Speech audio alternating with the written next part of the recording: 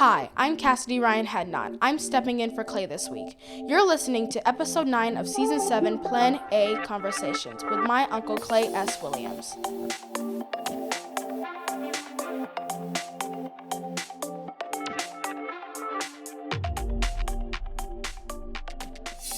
Hey folks, happy Friday and welcome to another episode of Plan A Conversation. So listen, if you are hearing the most amazing angelic voice to bring in today's conversation, it is my niece, Cassidy Hadna. She's our announcer for today. So I really want to say thank you, Cassidy, for lending your expertise. She does the announcements for her school out in Houston, Texas. And so when I was visiting my family, I thought it'd be a great opportunity to lend her gifts to us as she is learning how to sharpen her voice in a new way. So thank you, Cassidy, for all that you are doing to make this episode even more amazing.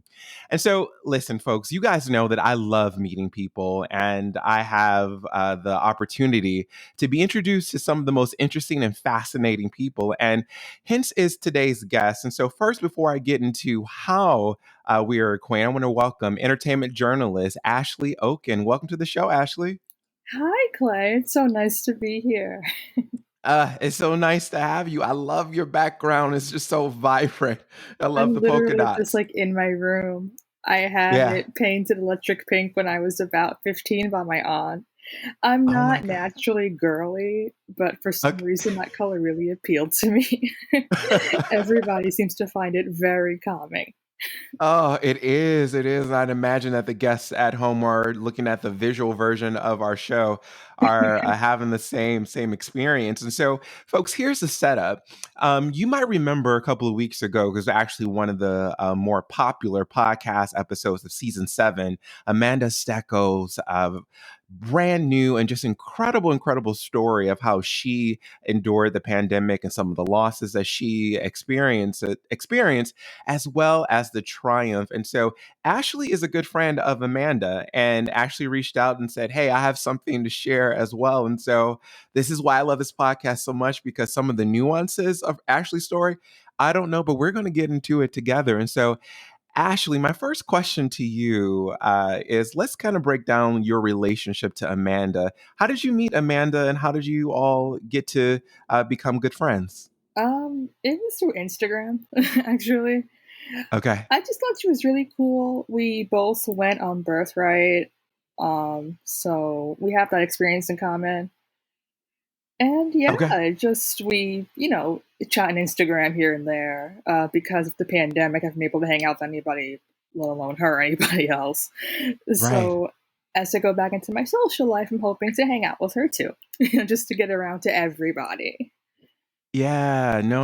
I love that. And it's amazing how we talk about some of the negative tenets of social media, but this is really great positive, and how folks are able to connect and be able to find folks who are, sharing their same interests. And so, how has the pandemic been for you, Ashley? It sounds like you have had some very interesting, transformative experience. So, break that down for us.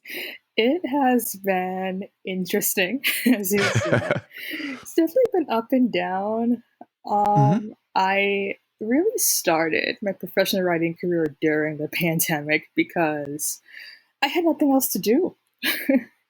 Did you say you um, started your professional writing career I during the was really pandemic? working towards it the year before, but I was writing for Thought Catalog first, doing a lot of personal narrative pieces. I always Mm-hmm. wanted to be in the entertainment journalism business, but I was never really sure just how to go about it. And I never really had the time to focus on it. I was definitely um, much more focused on becoming a teacher first. And then Mm. the love of journalism just really took over. And I thought, why not now? Why not try to get this done now? So I just had a lot of really great ideas. I started reading a lot of articles on what I should be covering, maybe. I just sort of cold pitching people just to just get my foot in the door. Um, Patrick Hoskin, who is a great music editor at MTV News, took one of my pitches and I began writing for them regularly, and then that somehow gave me authority I feel like I don't have, like, at all. And it really just grew from Mm. there. It's Okay. So let's take a couple of steps back because I yeah. think people probably want to know who you were before you decided to enter into this new path. And so, were you in school to become a teacher? What was your occupation before this whole pandemic year hoisted you into a whole new career? I was in school to become a teacher then. I am still in school to do that now, just to finish it up. I started at St. John's for a bit, but it's so expensive. Hmm. For classes, for CUNY, you could pay, I don't know, less than maybe six figures for like a full Right. 9 credit course load. Hmm. But at St. John's, it's like six figures, like $4,000 for like 3 classes. And It's it just expensive. wasn't financially feasible because, grad school could be very expensive and people have to take out Right. loans. And I was trying not to do that. So Hmm. I definitely wanted to be able to finish and sort of live out that dream when I wanted to. And so, Um, originally, the you becoming an English teacher. What was your undergraduate degree in? English and journalism. So it's always been there. Okay. My parents were always very much about having a backup option in case yours Hmm. didn't work out because, it's not exactly financially stable. So I just thought that's good advice. So I'll go Yeah. for that. But sometimes what I found is when you get into something, it Mhm. could very much differ from what you think it is prior to that. Right. And along the way, I think I lost the love for teaching. So I thought, Hmm. I should just go for my second love, journalism, and see how that works out. I'm sorry, the Yeah. phone is ringing. Just ignore that. No worries. And so here's the curiosity piece for me. Were you going strictly from undergraduate to graduate school, or was there a period in between where you had an internship to work to fulfill some of those teaching aspirations? Like where were you in your career? I had a couple of internships prior. I went to Mhm. SNY, which is a Sports New York channel sports station, and they covered the Mm, Mets a ton. They covered the Jets, Giants, all the teams I'm a fan of personally. I mm, thought that's what I wanted to do first, and it mm. wasn't. It was a lot of locking tape. It was a lot of just standing there watching people do what you wanted to do to absorb the Right. knowledge, and I didn't Mm, feel like I was getting the real life experience I wanted to get out of that. And I didn't mm. think I knew enough about sports to cover it for the rest of my life. So I moved out of that. I tried TV production. I went into print for a little bit. I did a bunch of different things just to figure out what I wanted to do. And I really wasn't sure. There were a lot of moments where after college, it definitely felt like I was floundering a little bit and sort of Mm. trying to figure out where I fit professionally. I really wasn't sure. Um, Huh. but now that I've gotten into this, I feel like I definitely found my niche. Ah, you found your edge. And it's really interesting. You were saying like you were trying to figure out where you fit. And I find a lot of times with people who come on this podcast and they're sharing their stories, trying to figure out where we fit doesn't fulfill us in being able to figure out where we flourish and where we are able to thrive. I think that's going to be a really great take home piece for a lot of people who are listening or watching this podcast. And so, Ashley, you're having this wealth of experience and knowledge, and you are actually getting your feet wet in different communication modalities. We're up to the pandemic just about to rage and become like the phenomenon of our time. What happened for you in particular that allowed you to say to yourself, I want to try something different at the beginning of the pandemic last year? This is definitely a sadder part of my life. Mm, My mom was diagnosed with liver cancer maybe a year prior to that. mm, And she had surgery to remove a tumor that was in a certain spot of her liver. It came back, Hmm. and she had to get immunotherapy treatment. It seemed to be working. She seemed to be getting better.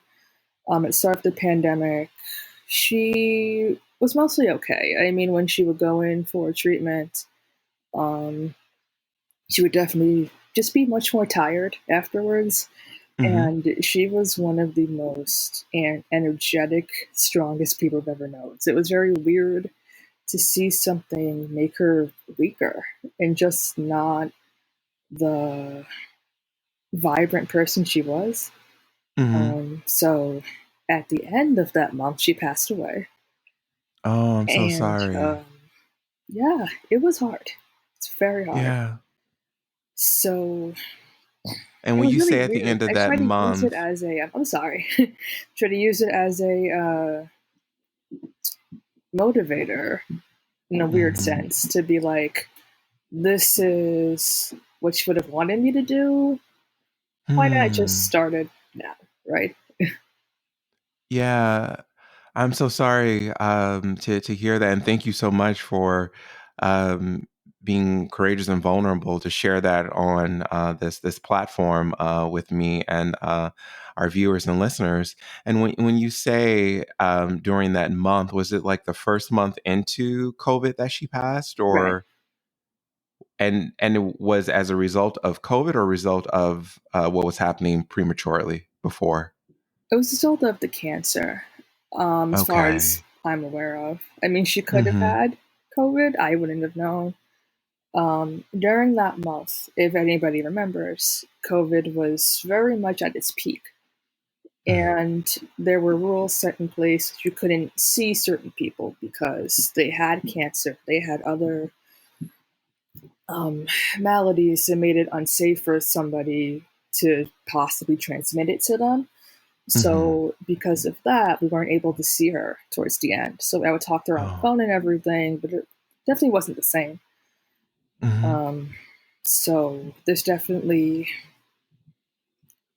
a void that's left there. We don't get to say Of goodbye course. formally. Mhm. But we were lucky enough, unlike so many families going through it right now, to have as normal of a funeral as possible. I Mhm. was hearing things about people having to be cremated and just not, you know, able to mourn properly, which I Mm. think leaves people who, especially lose somebody who was as important to their lives as my mother was to mine, with questions about, things they could have said to them before they had passed, questions about ways to mend your relationship with them, because my relationship with her was a little complicated, a little difficult, as I'm Mhm. sure it could be for anybody with their mother. Yeah. Um, yeah, it just left a lot of questions, but it also left a lot of relief because it knew she wasn't suffering anymore. Mhm. So it was definitely complicated to navigate within the first 6 months. Now that it's been a little over a year, it's May now. Right. It's definitely been easier to talk about. I'm much more open about how to navigate grief in such a complex time because I think, on top of just grieving my mother in general, grieving losing so many normal aspects of life is Mhm. something too. And I think that people don't fully understand sometimes how those things intersect. Right. Yeah. And it's that intersectional piece that I think is the avenue towards a lot of our healing, and those things that could potentially take place for you. And one thing that you said that I really think a lot of people are going to have an aha moment in is you're processing this level of grief with a close familial relationship. And you're also processing what is happening in the world and the shutdowns and all the inabilities to be able to connect in person with various people. What was your process like? I know grief comes in a wave and we're still usually in it. What was your process like early on to cope with the grief that you were experiencing? Listening to a lot of music that calmed me down, Mm. like NSYNC. I am still a fan, like it's 1995. Yes, yes. uh, just writing in my journal a lot. I went to therapy to process a lot of other things on top of that. But Right. my therapist gave me tools to sort of cope with the grief, and I felt like writing letters to her definitely Mm. helped because it is a way of continuing the relationship, even though they're not physically here.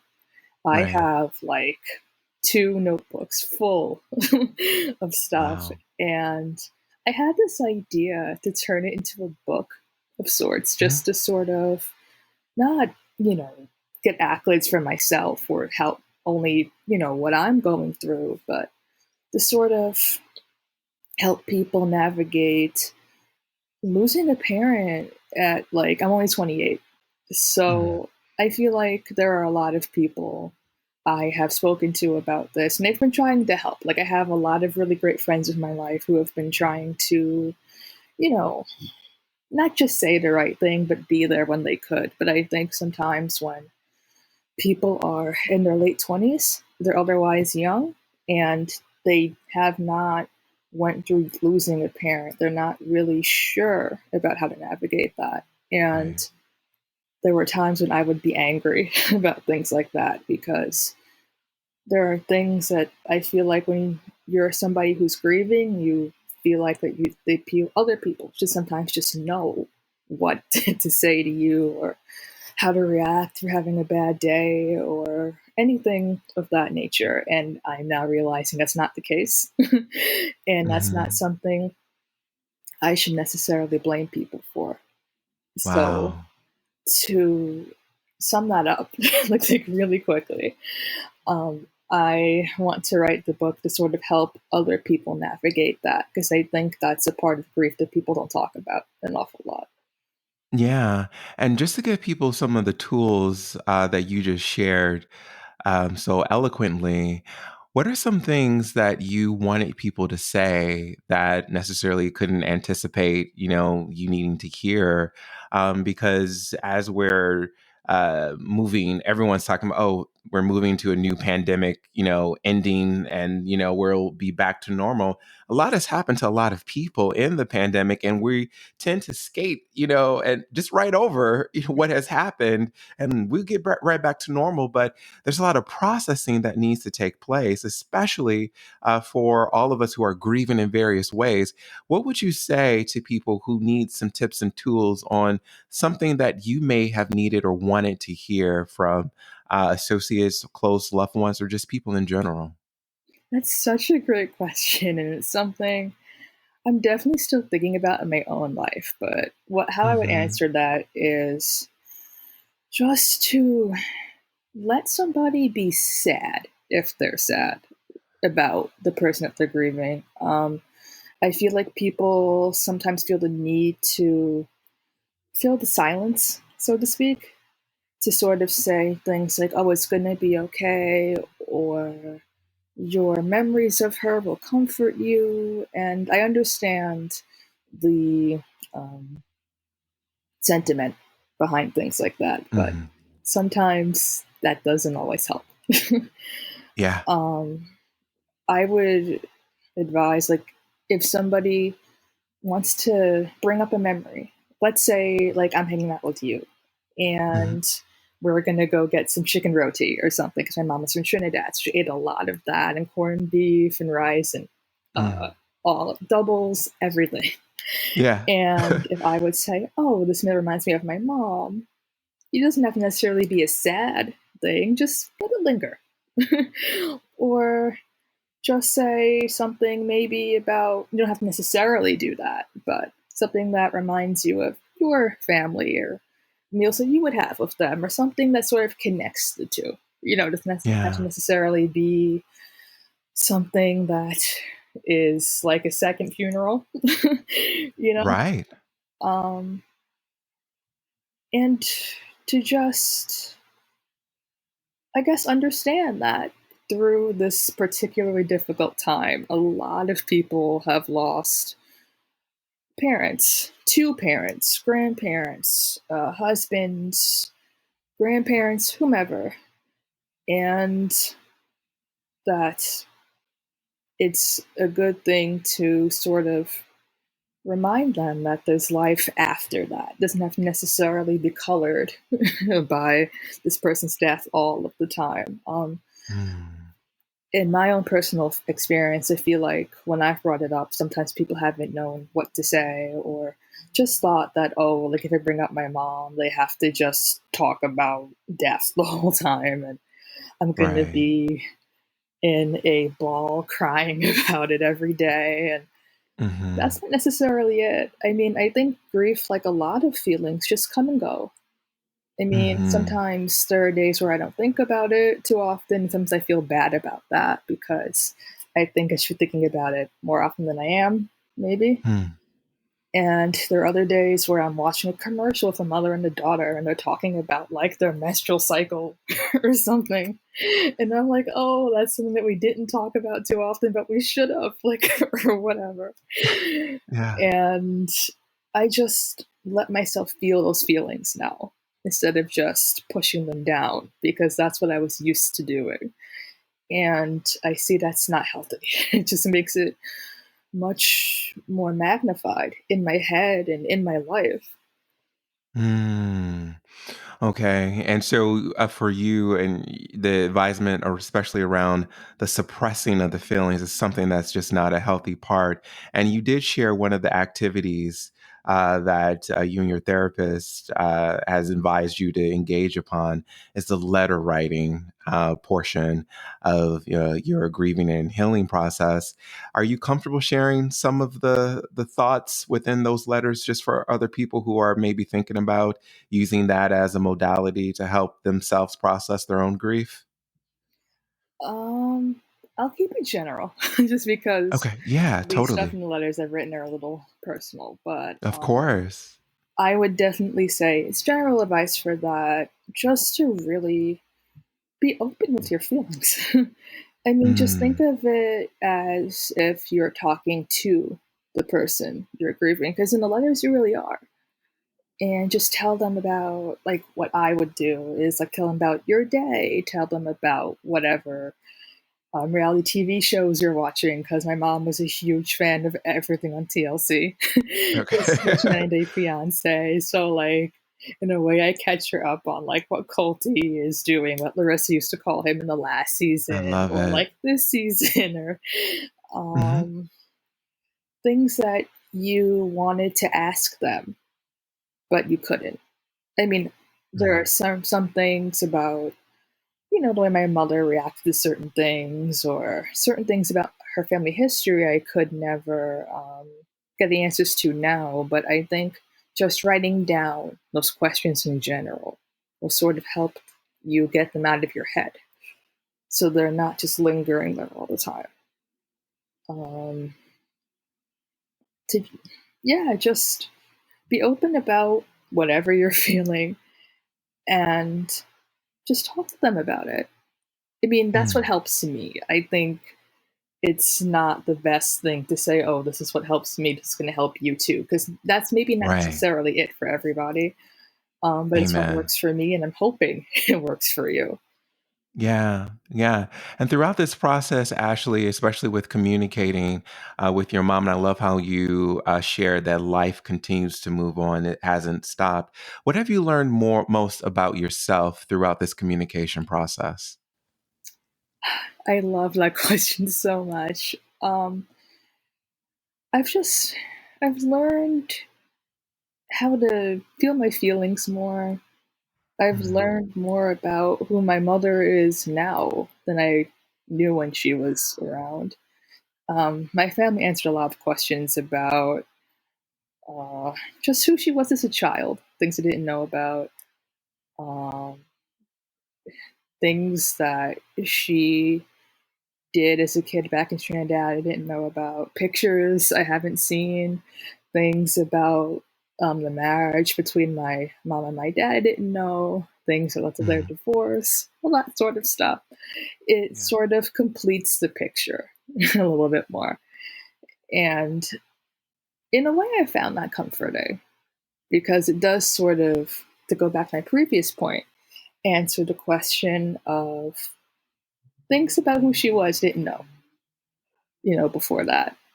Um, I've also found I am a lot more sympathetic to certain things than I was before. Not that I wasn't sympathetic before, because I've always been a very Mhm. sympathetic person, and just empathetic rather. But I feel How like so? before you go through a big life transition like a parental loss, there are certain things you just don't understand about people's parental relationships and just navigating grief that's that big. And now I feel like I understand it a lot Wow. more.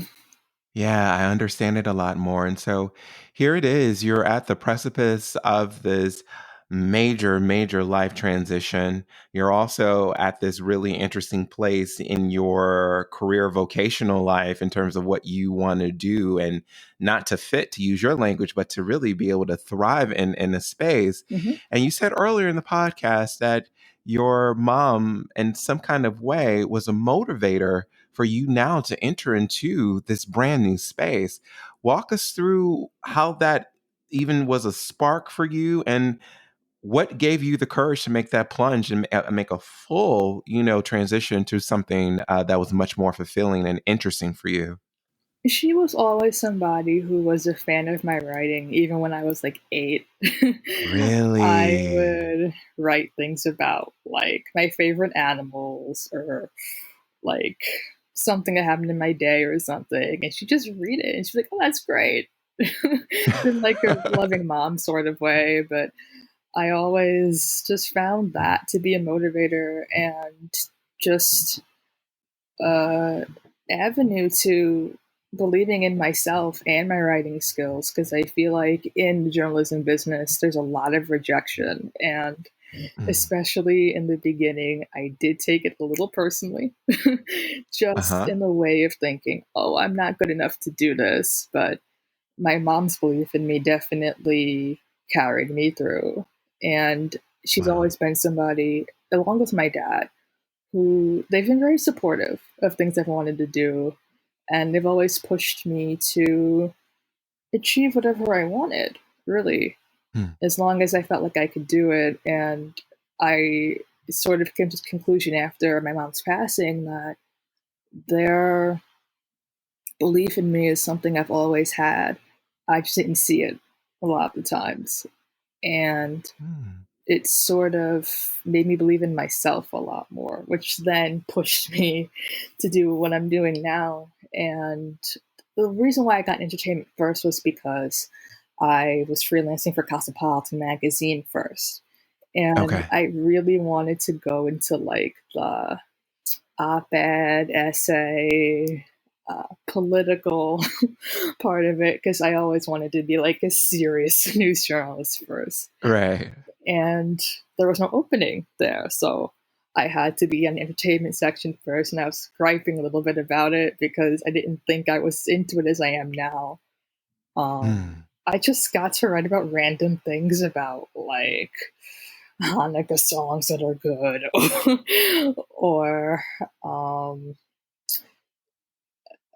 episodes of shows that are great that were coming out at that point. Just a lot of different things, and I found myself loving it. And I was like, you know what? I feel like this is something I want to do, but maybe I want to focus on music a little more because I felt like that was something I really gravitated towards. I've always loved basically every genre except country. Please don't kill me about that. I'm just not into It's country. okay. I started out covering like pop music, R&B, but I really wanted to focus on like rock and alternative rock. And Black people, women of color, just people of color in general in that space, because I feel like that space especially is changing so much. I mean, you have Fever 333 in there, which is this great band that is really uplifting a lot of social justice issues and speaking about Black Lives Matter in a sort of Black Panther movement style way. If anybody is really into Mm. that sort of thing, you should definitely listen to them. Meet Me at the Altar is another band I recently Oh, interviewed. I yeah. love them so much. And I really found myself loving that space in particular. Mhm. So I really gravitate towards just writing about that for like a bunch of different outlets. You can find all my stuff all over the internet. I Mhm. realize. And so now, as you are starting, because with Cosmo, did you start pitching to them, or how did you end up with that opportunity? I just started pitching. I found the for alternative press magazine in particular. I found the editor in chief's number on something I use, and I was like, "This is going to sound really insane. I just want to like reach out to this person. What the worst they can say is no." That's right. So I think I emailed her a couple of ideas, and I didn't like hear back right away. And I'm somebody who's trying to really not be as impatient as I am. I'm working on it. Right. Definitely working on it. So I called her and I told her about, me reaching out before. We had a really nice conversation. I just started writing stuff for them. I have written,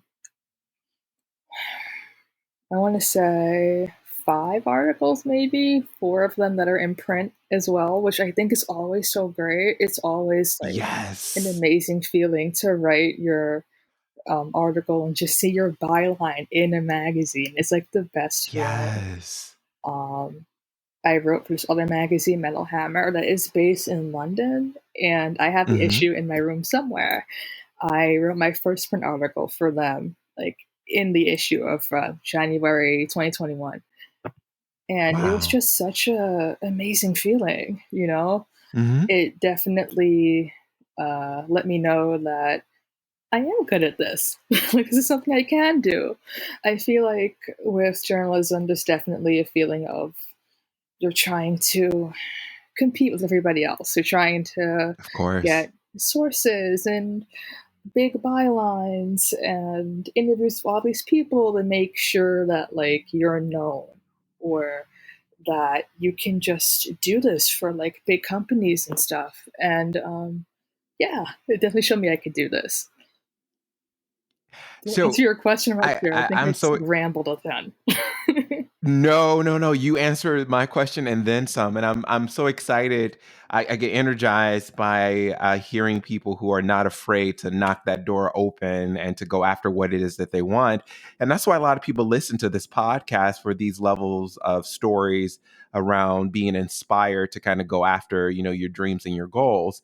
And so one thing that I really think would be beneficial is in the midst of all that you were experiencing last year with so much loss, a lot of people get stuck in not being able to move past fear, move past pain, move past, disappointments, move past those rejection, calls of rejection emails. What would you say to people in terms of where do they go to dig within themselves to start to forge and create the new path that they want, while also being conscious of clearly the things that they're going through in life? Because I think people miss that connection point of how do you use what's happening to you so that it can be a benefit for where you really want to go and really want to be in the world. Right. A lot of therapy helped me out a lot. Hmm. I think without therapy, without the introspection that comes from that, I wouldn't be doing this right now. I feel like I'd be very Okay. stuck in my feelings still. Um, Hmm. Moving past pain is very hard to do. And I think that people have to give themselves a lot more credit for even wanting to do that at all, because it's very hard to get stuck in that. Um, I'm pretty open about this now, so I'll just say it. On top of navigating the pandemic and my mother's passing, I really had to work through a lot of sexual trauma and sexual Mm, abuse trauma, rape trauma, all that fun stuff mm, to really get to the point where I could move past pain in general. Because I feel like before that, sexual trauma was definitely something I was grappling with for a very long time. mm, Um, it definitely made me closed off to a lot of my feelings about not mm. just that, just about like really anything. Like I'm just really good, I feel like, at hiding my feelings and Yeah. using sarcasm, self-deprecating humor to sort of get past it, which is not what I suggest if it's not healthy for you to do. Hmm. Um, yeah, just introspection, giving yourself time to feel those feelings and think about what you would want your path to be, because that takes time to Hmm. really see. There are so many things you feel like you want to do, but once you get into it, it may not be the same. Once you really think about it, you may lose motivation for it. And sometimes one path you could take could lead you to another. Sometimes certain paths you want to take could combine into one that really works for you. Um, it takes a lot of thinking. It takes a Hmm. lot of list writing that I did like a pros Mm. and cons list like of everything in my mind. Um, yeah, that's what's helped me. Yeah. And you spoke so passionately about the belief as well that your parents both had in you and how you've utilized that to support you in your career, in your life, and especially within your writing. Have you reached the point where you fully believe in your gifts and your talents just for Ashley? Um, I would say my parents are number one, pretty much. Uh, I have a lot of great friends though who are really supportive. I mean, there are too many to name. Like they're all on Facebook. Not all in real life, Uh-huh. but they're also on Facebook. My best friend Crystal is great with just like being there. Um, my friend Allie is really great with that. Amanda has been really like motivating all the time. Yeah. Uh, just a lot of different people from a lot of different places in my life. My college professor, Professor Giesler, has been the best. Like, she wanted me to send her articles that I've written, and I do it. And every time I do, she's like, "I'm so proud of you, and this is like really well written, and I like how you told the story using this lens and all that sort of stuff." And in college, she was really motivating for me as well, just in that, that sort of what my parents did, pushing me to just believe in my abilities and know that I'm just like academically inclined in ways I didn't really think I was before. Mm. Um, yeah, I feel like education in general has been a lifesaver in that way. Certain teachers Hmm. in like high school and college, because in junior high school, somewhat. Junior high school is for everybody. Is hard, and in Hmm. elementary school was not the best in terms of that. Just because as a biracial black student in a predominantly white school, a predominantly white neighborhood, there are certain labels people put on your Of intelligence. course. And in third grade, that really started out being being an issue. Um, and I definitely felt like I was dumb, for lack of a better word. Hmm. There were just certain concepts I didn't get as fast as everybody else, and that was certainly used as a way to like try to leave me back a grade or put Hmm. me in resource room or just like taking extra time on tests and not feeling like I would get everything as fast as everybody else. And in high Right. school, I had much more sympathetic teachers to that sort of thing. but I also just felt much more confident in myself because of them, especially my English teachers, which is why I went into that in the first place. Mm. College certainly solidified all of that, and that my college professors were much better at motivating me to really believe in my abilities and really made me love English in general. I mean, I still don't like Chaucer. I still don't like Shakespeare like at all. I'm sorry, English professors. I just don't like it. just, I mean, I would always need the books that had the translation on the other page because I just couldn't, I just couldn't understand Yeah. the play. Um, but yeah, from that point on, it really made me love the written word.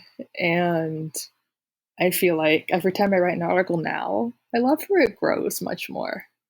So yeah, I would say my college professors, my friends, my dad's friends, like everybody has played an Yeah. instrumental role in getting me to where I am now. But I think that sometimes people don't give themselves enough credit. I That's certainly right. don't. So Yeah. I think shout out to me for doing that too. Amen. Yeah. Major shout out to you. And so when you're writing, Ashley, for a lot of writer friends I know, and even like painters or artists, like my barber, he says to me, he's from the Dominican Republic, and he says to me, it reminds him when he's cutting hair, him back on his property in the DR and painting. He used to be a painter and still sometimes paint. And when he's cutting hair, he's like, I'm creating like the most beautiful mosaic, and he sees cutting hair as art, and it takes him back to being that that painter. For you, for writing, what is there anything that you feel, or any muses that you sort of utilize in order to write? Like, what are you trying to evoke as a writer for each of your pieces? Um, I just try to think. I mean, I write about a lot of music specifically, and I really Mm-hmm. try to just think about the feeling that particular song, a particular album gives me, what the artist was motivated by, maybe what the song is trying to say, and I just try to really like infuse that in there, just use that as motivator. Um, yeah, I just use like my love of music, my love of writing in general to motivate me. I don't think there's anything Okay. specific. Yeah, I can't think of anything specific. Yeah. Yeah, I love that. And so now, where you are in your life and the beat that you write on, how would you describe your purpose and vocation in the world? Have you gotten to a space where you feel like you can say what that is or feel it? Um, I'm not sure. I'm not sure. I think just like learning through life and just like um and just taking those whatever lessons I have with me motivates me. I mean, yeah, I don't think I have anything specific on that question, Yeah. but that. And I love that, learning through life. I love that lens. It sounds so very purposeful, and something that people can actualize every single solitary day. I know a lot of folks think purpose is this huge, thing that we're, trying to strive for. And it just sounds like you have just embodied that through your everyday experiences.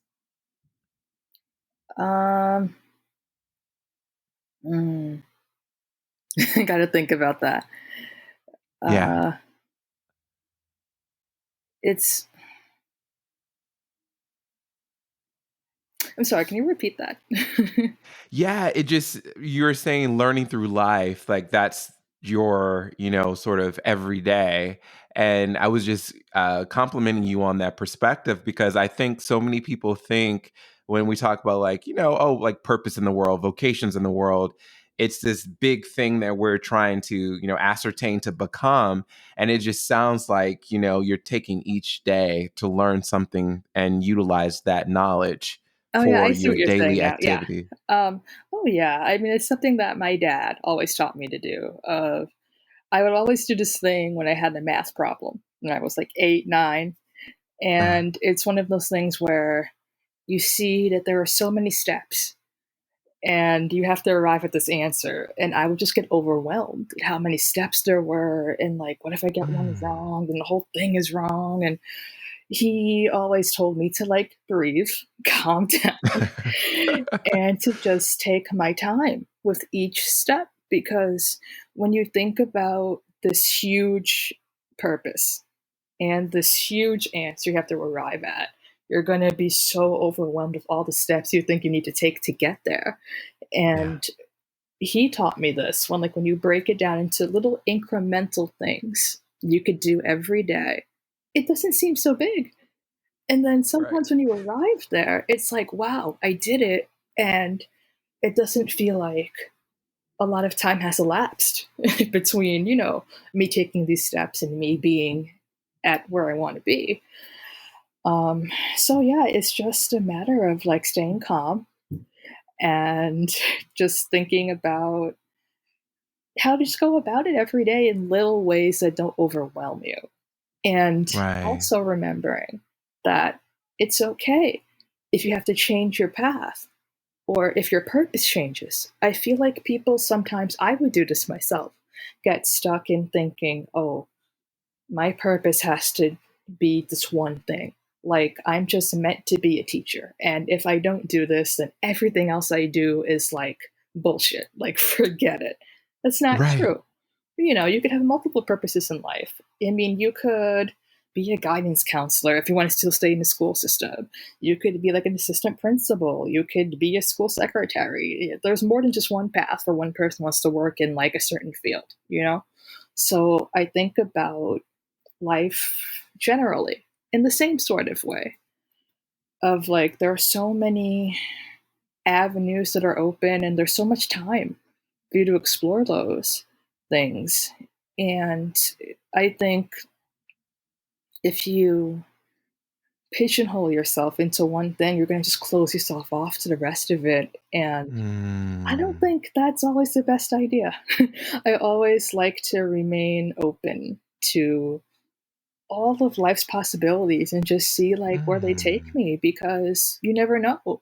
Like with this thing, like with my writing career now, I had no idea it was gonna go like this, especially in a pandemic. I mean, I definitely thought because there were so few jobs, people weren't really hiring anybody to do anything.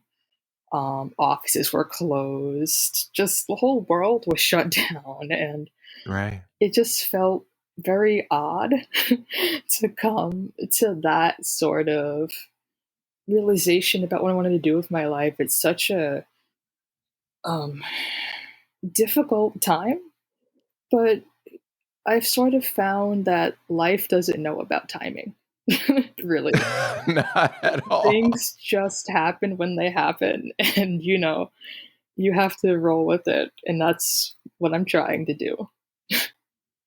Ah, I love that. You have to roll with it.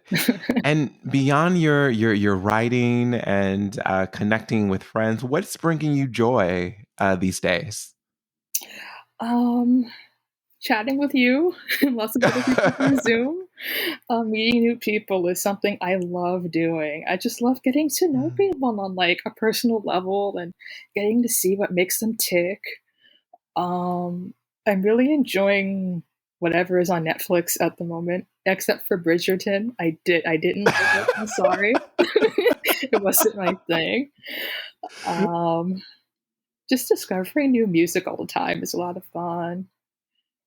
Connecting with my friends, be it this way or I've been Hmm. going out in real life a little bit more now, staying Yeah. in my house a little less. I was staying in my house a lot Yeah. more during the pandemic.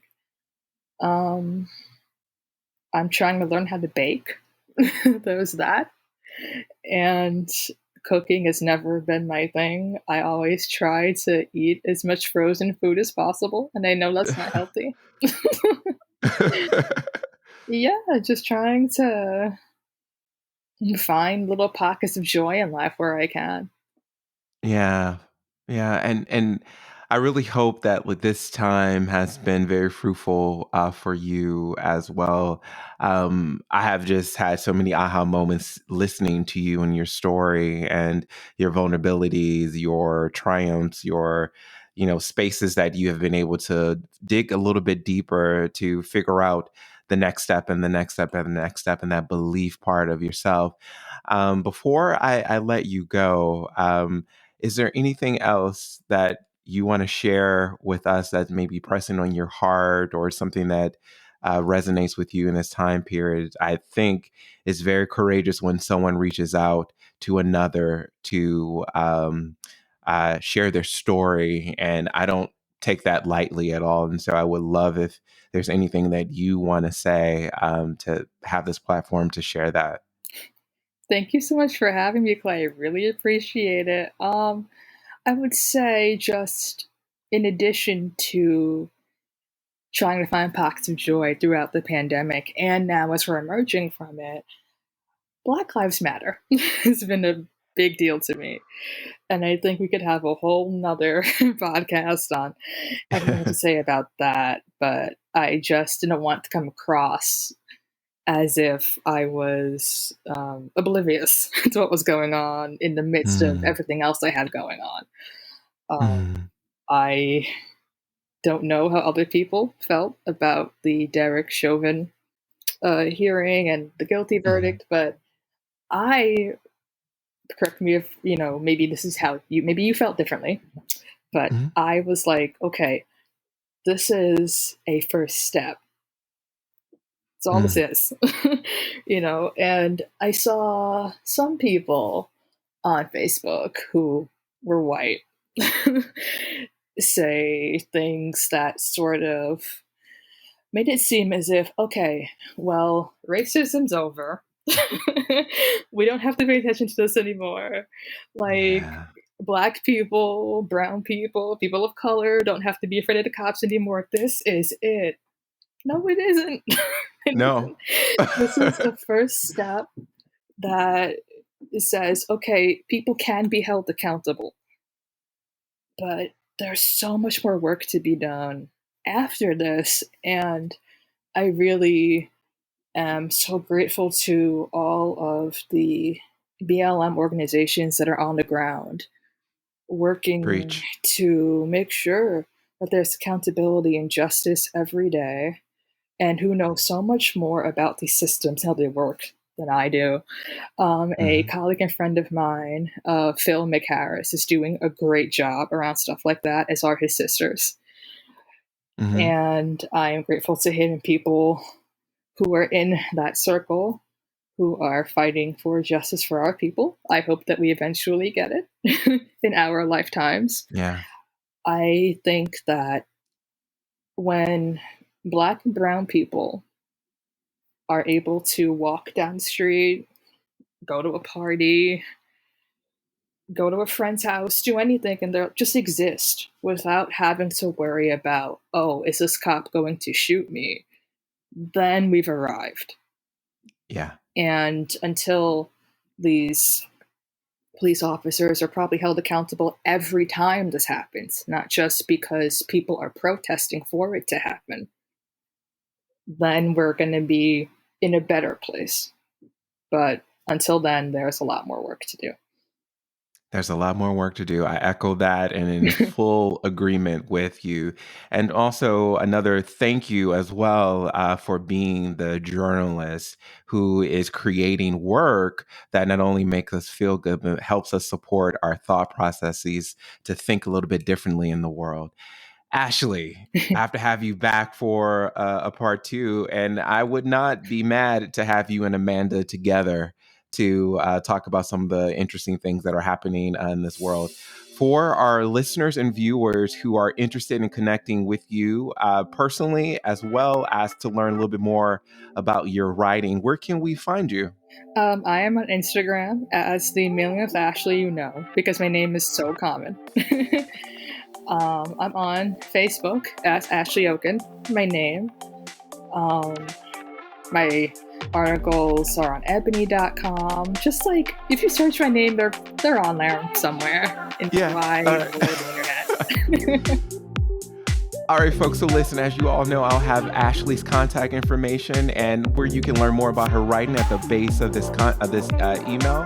Sorry, at the base of this podcast. Thank you so much for taking time to watch our episode of Plan A Conversations. You can learn more about me by visiting clayswilliams.com. And I'm on all of your favorite social media by the handle of @PlanA with Clay. That's @PlanA with Clay. Remember, folks, Clay is with a K. Thanks for listening. Look forward to seeing you in our very next episode of Plan A Conversations. And thank you so much to my niece, Cassidy Hadnot. Special shout out to you for being our announcer for this episode. I look forward to seeing you guys soon. Peace. Hi, it's Cassidy again. You're listening to Plan A Conversations with guest Ashley Oken. Just a note, Plan A Conversation is also available on YouTube at Plan A with Clay. You can learn more about my Uncle Clay S. Williams at clayswilliams.com. This is Cassidy signing off. We hope you enjoyed our show today. Peace.